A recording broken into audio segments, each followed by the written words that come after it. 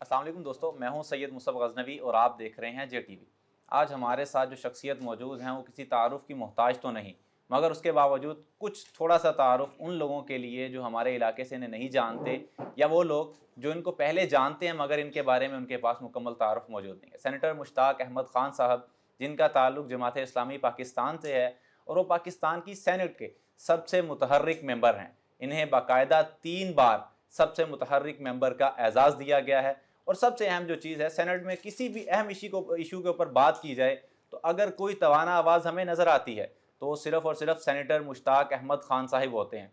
किसी भी तरह का कोई भी मामला सामने आ जाए जिसके अंदर आपको नज़र आ रहा हो कि यहाँ पे लाकानूनियत का कोई मसला है, यहाँ पे कोई ऐसी चीज़ हो रही है जो नाइंसाफ़ी है, तो आपको कोई बोलता ना नज़र आए, चाहे नून लीग से, पीपल्स पार्टी से, PTI से, लेकिन जमात इस्लामी के सेनेटर मुश्ताक अहमद ख़ान उस मामले के ऊपर आवाज़ उठाते नज़र आते हैं। सबसे पहले तो सर अस्सलाम वालेकुम। वालेकुम सलाम। सर बहुत शुक्रिया, आपने हमें वक्त दिया, इसके लिए बहुत ज़्यादा हम आपके शुक्रगुजार हैं। सर बहुत अहम मौज़ूआत हैं आपके पास यकीनन, लेकिन चंद सवालात जो हम आपसे करेंगे मुख्तसर वक्त के अंदर। सर सबसे पहला सवाल तो ये है, गुज़िश्ता दिनों रैकुडिक के हवाले से एक बिल जो है वो पास किया गया है। इसे कुछ लोग जो है सराह भी रहे हैं और कुछ ऐसे लोग हैं जो इसके ऊपर तनकीद कर रहे हैं। सर आप इसके बारे में क्या राय देंगे? बिल्कुल आपकी बात ठीक है। ये बिल पास हुआ है और इस बिल का नाम है foreign investment protection and promotion act 2022। बिल्कुल ठीक है। और जिस तरीके से पास किया गया, पहले तो मैं इस पे बात करता हूँ। इजलास चल रहा था और इजलास के दौरान सप्लीमेंट्री एजेंडा इंट्रोड्यूस किया गया। हालांकि ये कोई इमरजेंसी नहीं थी, पहले से हुकूमत को पता था कि हमने इस हवाले से कानून साजी करनी थी, लेकिन सप्लीमेंट्री एजेंडे में इसलिए रखा और रूटीन एजेंडे में इसलिए नहीं रखा कि रूटीन एजेंडे में इसको रखते तो हर मेंबर को कापी फराहम करना ज़रूरी था। ठीक है। और ये लोग कापी फराहम नहीं करना चाहते थे। ठीक है। कापी क्यों फराहम नहीं करना चाहते थे? इसलिए फराहम नहीं करना चाहते थे ताकि लोगों को, पार्लियामेंटेरियंस को ये पता ना चले कि इसके मंदरजात और कंटेंट क्या है। बिल्कुल ठीक है सर। तो इजलास के दौरान सप्लीमेंट्री एजेंडा इंट्रोड्यूस किया गया। मैंने उस पर एतराज़ किया कि हमने तो बिल पढ़ा ही नहीं है, जी जी तो हम कैसे पास करें, तो आप इसको कमेटी भेज दें। ठीक है। तो उन्होंने रूल्स को भी वायलेट किया। ठीक। रूल्स ये है कि बिल इंट्रोड्यूस होता है, टेबल होता है, उसके बाद फिर वो हाउस की इजाज़त से चला जाता है कमेटी में। कमेटी में तमाम पॉलिटिकल पार्टीज़ की नुमाइंदगी होती है, ब्यूरोक्रेसी बैठी होती है, आप एक्सपर्ट्स को भी बुला सकते हैं, वहाँ वेट किया जाता है, उसके पूरी स्क्रूटनी होती है। उसके बाद उसके ऊपर एक रिपोर्ट बन के वापस वो हाउस में आ जाती है, फिर हाउस में रिपोर्ट के साथ ले हो जाती है, फिर उसमें 2-3 दिन दिए जाते हैं ताकि लोग बिल को भी पढ़ लें, रिपोर्ट को भी पढ़ लें, कमेटी की कार्रवाई को भी पढ़ लें, उसके बाद उसको पैसेज में डालते हैं। ठीक है। ये सारे प्रोसेस को वायलेट करते हुए सप्लीमेंट्री एजेंडे से इंट्रोड्यूस किया गया और उसी वक्त पैसेज में डालकर पास कर दिया गया। ठीक है। मैंने उनसे कहा कि पढ़ने तो दो, जी जी। कम से कम आप 15-20 मिनट वक्फा कर लें ताकि हम इसको पढ़ लें। किस चीज़ को हम पास कर रहे हैं हमें ये पता तो होना चाहिए। कोई किसी को पता नहीं था और मैंने वहाँ कहा कि खुद वज़ीर ख़जाना जो कि लीडर ऑफ द हाउस हैं, इसहाक डार साहब, उनको भी पता नहीं हुआ कि ये क्या मैंने इंट्रोड्यूस किया है। तो वो पास कर दिया गया। ये लिखा है प्रमोशन आप foreign investment promotion protection and promotion act 2022। ठीक है। फिर मैंने जब इजलास ख़त्म होने के बाद इसको पढ़ा तो और चीज़ों के अलावा उसमें एक बड़ी ख़राब चीज़ अल्ट्रा कॉन्स्टिट्यूशनल ये थी कि उसमें एक शेड्यूल 4 दिया गया है। उस शेड्यूल 4 में लॉज दिए गए हैं और ये कहा गया है कि शेड्यूल 4 में तरमीम का इख्तियार हुकूमत को हासिल होगा। ठीक है।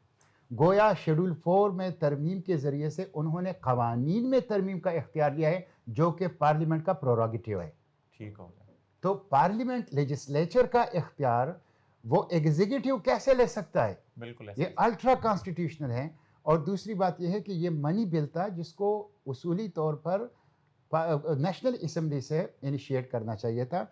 बहरहाल वो एक तो इसमें यह था कि टेक्निकली वो अल्ट्रा कॉन्स्टिट्यूशनल एक चीज़ थी। दूसरा है कि ये रिकॉर्ड एक टोटली प्रोविंशियल सब्जेक्ट है। बिल्कुल। अगर कोई इशू हुआ है और आप इसकी कंपनसेशन करना चाहते हैं तो आप प्रोविंशियल लेवल पे कर लें।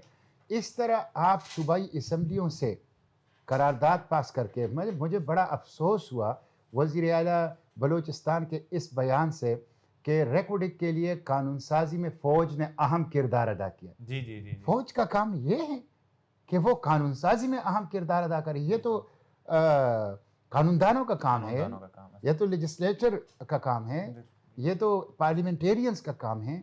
तो ये एक डाका है दस्तूर के ऊपर, ये एक डाका है पार्लियामेंट के ऊपर, ये एक डाका है बलूचिस्तान के प्रोविंशियल राइट्स के ऊपर।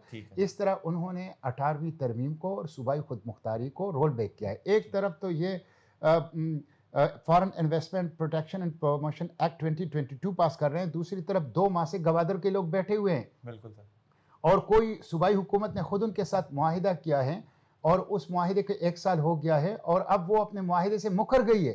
2 माह से वो बैठे हुए हैं। 10 दिसंबर को उन्होंने ह्यूमन राइट्स डे पे सबसे बड़ी खवातीन रैली निकाली। जी। वो क्या चाहते हैं? वो ये चाहते हैं कि हमारे स्कूलों में जो फौजी मोर्चे बने हुए हैं उनको खाली कर लो, बच्चे पढ़ें।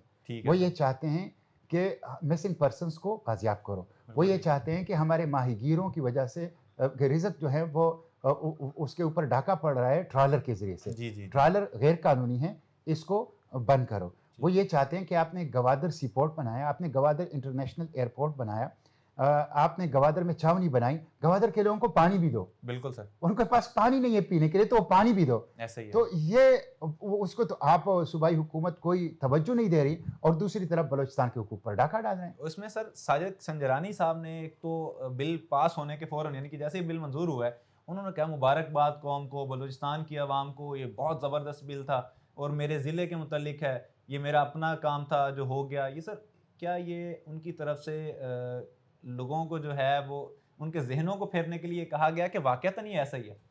देखें, क्या अगर ये वाकई इतना अच्छा बिल था, अगर वाकई इतना अच्छा बिल था तो आपने इसको पहले इंट्रोड्यूस क्यों नहीं किया और तमाम पार्लियामेंटेरियंस को इसकी कापी क्यों नहीं दी? बिल्कुल सर। आपने इसको कमेटी क्यों नहीं भेजा? बिल्कुल सर। आपने इसको नॉर्मल प्रोसेस से क्यों पास नहीं किया? इसलिए कि आप डिफेंस नहीं कर सकते। बिल्कुल सर। आप डिफेंस ने, मुझे खुद सादिक संजरानी की इस गुफ्तगू से दुख पहुंचा। ठीक है। ये खिलाफ हकीकत कमेंट्स उसने दिए हैं, खिलाफ हकीकत उन्होंने इज़हार ख्याल किया है, इसका हकीकत से कोई ताल्लुक नहीं है, बल्कि इस बिल के ऊपर अपोजिशन तो थी खिलाफ। ठीक है। जमीयत उलमा इस्लाम भी खिलाफ थी, उसके साथ ताहिर खान बेजेंजो और जो उनकी पार्टी है वो भी खिलाफ थी, और रजा रब्बानी और पीपल्स पार्टी के लोग भी खिलाफ थे। ठीक हो गया। सेनेट के अंदर इसको सिरे से अक्सरियत हासिल ही नहीं थी, बोगस तरीके से बगैर अक्सरियत के सादिक संजरानी ने कहा कि पार्लियामेंट ने इसको मंजूर कर लिया, तो ये दुरुस्त नहीं है। ठीक है सर। अच्छा सर, दूसरा जो अहम मसला है वो ट्रांसजेंडर एक्ट है, जिसके हवाले से सेनेट के अंदर अगर किसी ने अभी तक सही मानों में आवाज़ उठाई है, बल्कि सिर्फ जिसने आवाज़ उठाई है वो आप ही हैं, और आप जो है आने वाले 10 जनवरी को इसके बारे में फ़ैसला होने जा रहा है। तो सर इस मुतालिक आम लोगों के जहनों पे जो तासुर है वो लोगों ने, बल्कि इसमें यूँ कह लें कि जो बाकायदा मुबल्लिग हैं लिबरल और सेकुलर ख्यालात के, उन लोगों ने लोगों के जहनों के ऊपर अटैक किया और कहा कि यार ये तो कोई मसला ही नहीं है। बाकायदा ख्वाजा सराओं को अपने प्रोग्रामात में इन्वाइट किया गया है, उनसे तकरीरें करवाई गई हैं और इस बात को नॉर्मलाइज करने की कोशिश की गई है कि ट्रांसजेंडर एक्ट के अंदर ऐसी कोई चीज़ नहीं है। तो सर आप इसके मुतालिक क्या कहेंगे? देखें, एक चीज़ तो लोगों को इस्तिलाहात में कंफ्यूज किया जा रहा है। बिल्कुल सर, यही बात है। ट्रांसजेंडर और ख्वाजा सिरा को लोग एक समझते हैं, ये एक नहीं है। ठीक है सर। ये शैतान छुपा हुआ है इन इस्तिलाहात के अंदर। बिल्कुल ठीक है। एक है इस्तिलाह ट्रांसजेंडर की डिफिनीशन के 3 कंपोनेंट हैं, ये अम्ब्रेला टर्म के तौर पर इस्तेमाल हुआ है। पहला है इंटरसेक्स, ठीक है, वो मार्जिनाइज तबका है, वो महरूम तबका है, ठीक है, वो ऐसा तबका है कि जिसके लिए कानून साजी होनी चाहिए और जिसके लिए खुद मैंने फुल फ्लेज लॉ इंट्रोड्यूस की है, जो कि इस वक्त सेनेट की स्टैंडिंग कमेटी ह्यूमन राइट्स के पास है। ठीक है सर। तो वो इंटरसेक्स जो कि एक फिजिकल एम्बिग्विटी के साथ पैदा होते हैं। दूसरा यूनिक है, जिसको हम अपनी ज़बान में ख्वाजा सिरा कहते हैं, और जो कैस्ट्रेटेड मैन होता है, जो मुग़लों के दौर से उन्होंने अपने महलों में अपनी ख़वातीन की हिफाजत के लिए वो एक तबका क्रिएट किया था कैस्ट्रेटेड मैन का। ठीक है सर। तो वो ये ट्रांसजेंडर तो सिरे से हमारे मुआशरे में है ही नहीं। बिल्कुल ठीक है। ट्रांसजेंडर का ना इंटरनेशनल लॉ में कोई तर्जुमा है, ट्रांसजेंडर का ना कोई डिक्शनरी में तर्जुमा है। ट्रांसजेंडर हमारी तहजीब का, हमारी इस पूरे खित्ते का ये लफ्ज़ और ये तसव्वुर और ये सोच ही नहीं है। ये टोटली टर्मिनोलॉजी भी और आइडिया भी ये वेस्टर्न सिविलाइजेशन का है। और ट्रांसजेंडर इसको कहते हैं कि एक बंदा मर्द है लेकिन अपने आप को औरत समझे, एक बंदा औरत है लेकिन अपने आप को मर्द समझे, वो अपने सेल्फ परसीव्ड आइडेंटिटी के ऊपर जो है उसको इजाज़त दी जाए। तो ये یہ جنس کی تبدیلی کا اپنی مرضی سے، خواہ آپ کا حیاتیاتی ساخت جو بھی ہو، یہ ٹرانسجینڈر ہے. تو یہ اسلام کے اندر ممنوع ہے. یہ خواجہ سرا نہیں ہے. خواجہ سرا تو جو ہمارے ساتھ ہیں پارلیمنٹ کے لیجسلیشن میں بھی اور خود فیڈرل شریعت کورٹ میں بھی. انٹر سیکس تو ہمارے ساتھ ہیں، ان کے لیے تو ہم لڑ رہے ہیں. یہ تو ایک کلچرل انویژن ہے اور یہ تو ڈرون حملہ ہے ہماری ثقافت اور ہماری تہذیب اور اقدار کے اوپر. تو یہ ٹرانسجینڈر. دوسرا یہ ہے کہ یہ جو لا ہے اس کے میں مختصراً یہ بتاؤں، اس کی تفصیل میں نہیں جانا چاہتا اس وقت. وہ میں ڈیٹیل سے اپنی سوشل میڈیا پلیٹ فارمز پہ موجود ہیں کہ اسلامی نظریاتی کونسل نے کیٹیگوریکلی 2 دفعہ اس کو خلاف اسلام قرار دیا ہے. مفتی تقی عثمانی کا فتویٰ ہے، مفتی منیب الرحمان صاحب کا فتویٰ ہے، اہل حدیث حضرات کا فتویٰ ہے، اہل تشیع نے اس کو خلاف اسلام قرار دیا ہے. خود وہ پارٹی بن گئے فیڈرل کورٹ میں. اکراس دا بورڈ تمام مکاتب فکر کے مسلمانوں کا اس پہ اتفاق ہے کہ یہ خلاف اسلام ہے. تو اور کیا چاہیے آپ کو؟ تو اب فیڈرل شریعت کورٹ میں بھی ہم نے چیلنج کیا ہے اور جو کورٹ میں ہم نے سوالات اٹھائیں اس کا کوئی جواب جو ہیں وہ حکومت کے پاس نہیں ہے. حکومت خود کہتی ہے کہ یہ ہم نے یوگیا کارتا پرنسپل کے تحت بنایا تھا. یوگیا کارتا پرنسپل یو این او کے زیر اہتمام ایک اجلاس ہوا تھا اور اس میں یہ پرنسپل بنے ہیں اور وہ LGBTQ پرنسپلس ہیں. وہ LGBTQ کے نظریات ہیں. تو یہ خلاف اسلام ہے، یہ بلیک لا ہے، یہ ایک حملہ ہے ہماری تہذیب کے اوپر اور اس کو کالعدم ہونا چاہیے. بالکل ٹھیک ہے سر. سینٹ کی بات کریں، بدامنی کے اوپر بات ہو، ناانصافی پہ بات ہو، لاقانونیت پہ، کسی کی گمشدگی پہ، جبری گمشدگی کے اوپر، پاکستان کے اندر نئے آنے والے قوانین کے اوپر، پاکستان کے اندر موجود جو سینیٹرز ہیں ان کے تمام ایسے معاملات جو نہیں ہونے چاہیے، اس کے متعلق کسی بھی کسی بھی متعلق بات ہو، پنجاب کی ہو، پختونخوا کی ہو، سرحد کی ہو، آزاد کشمیر کی ہو، بلتستان کی ہو، سندھ کی ہو، اس پہ آپ ہی گفتگو کرتے ہیں. کیا سر سینیٹر جو باقی سینیٹرز ہیں وہ سینٹ میں موجود بھی رہتے ہیں یا صرف آپ ہی روزانہ جاتے ہیں؟ یہ ہماری بدقسمتی ہے کہ پارلیمنٹیرینز اپنا کام نہیں کر رہے. بالکل ایسا. ہمارے پارلیمنٹیرین کتاب سے، لکھنے پڑھنے سے اور مطالعہ کرنے سے دور بھاگتے ہیں. بالکل ٹھیک ہے سر. اور ایک خاص مراعات یافتہ طبقے نے سیاست کے اوپر جو ہے وہ قبضہ کر لیا ہے، پولیٹیکل پارٹیز کے اوپر قبضہ کر لیا ہے. لوگ سینٹ اور پارلیمنٹ میں آتے ہیں بطور اسٹیٹس سمبل. لوگ آتے ہیں اپنی بزنس امپائر کو بچانے کے لیے اور اپنی بزنس امپائر کو مزید ایکسپینڈ کرنے کے لیے.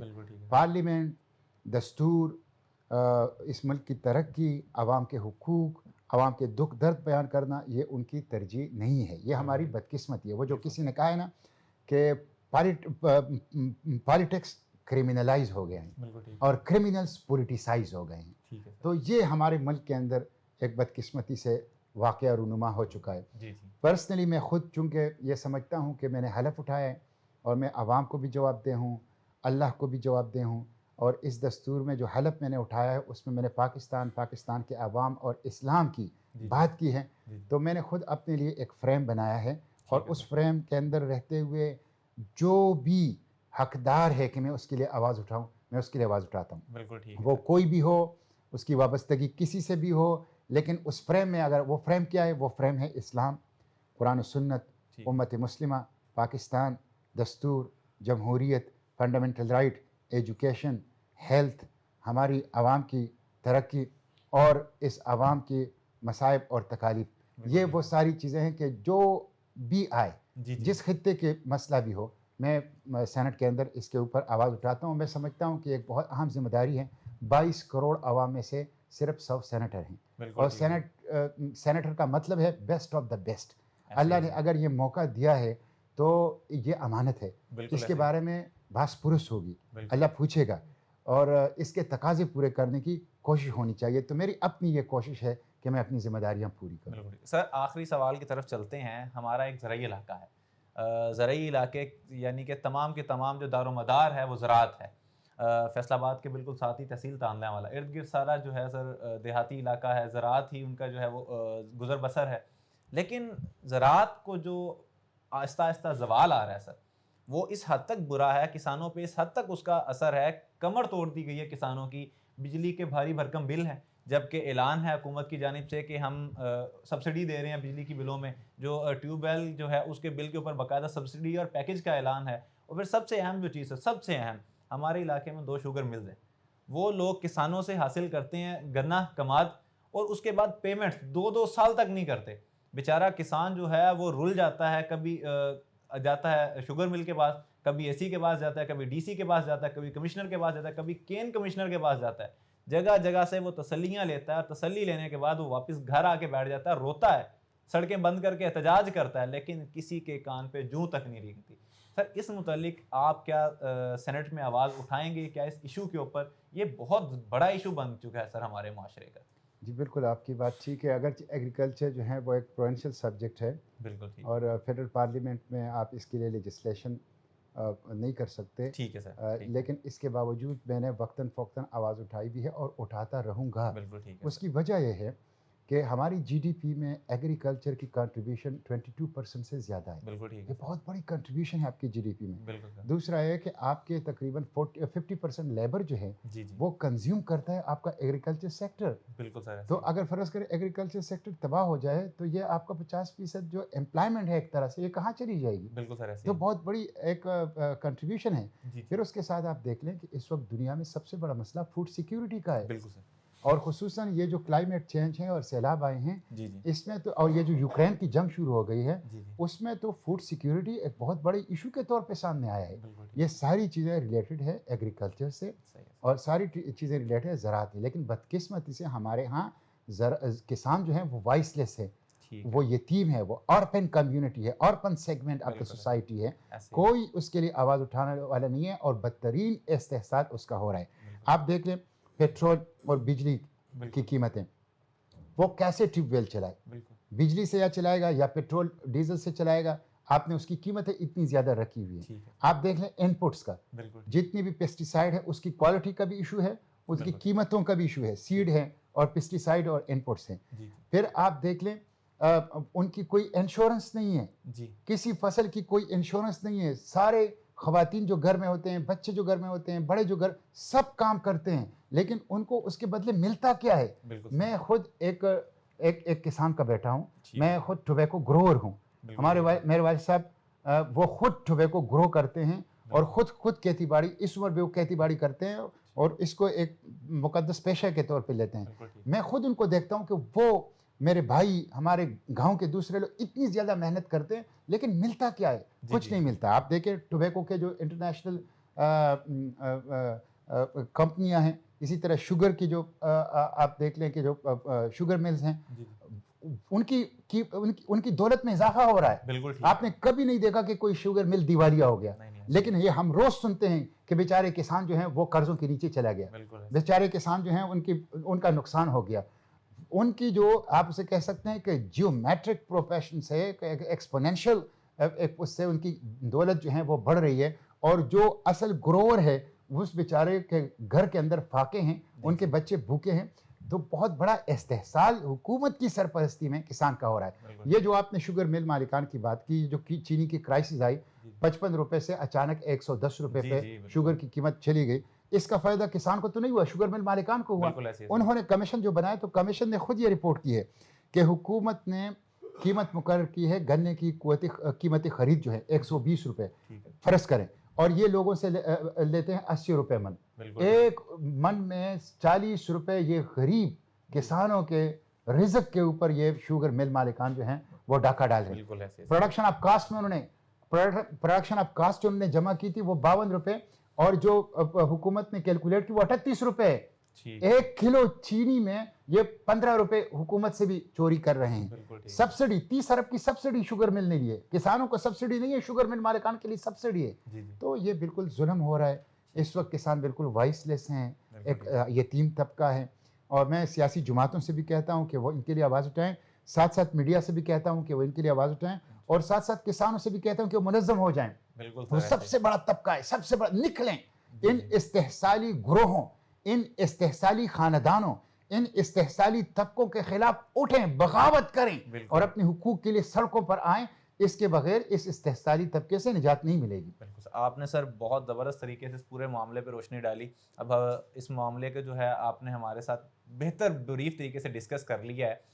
آپ کے متعلق یہ آخری آپ سے متعلق کی بات ہے کہ آپ نے سوات میں جو ہے نا ایک جلسے میں خطاب کے دوران کہا تھا کہ آپ ہٹ لسٹ پر ہیں، آپ کو روکا جاتا ہے باقاعدہ بات کرنے سے، اور لیکن اس کے باوجود سر آپ باقاعدہ کھل کے بات کرتے ہیں ہر طرح کے معاملے پہ۔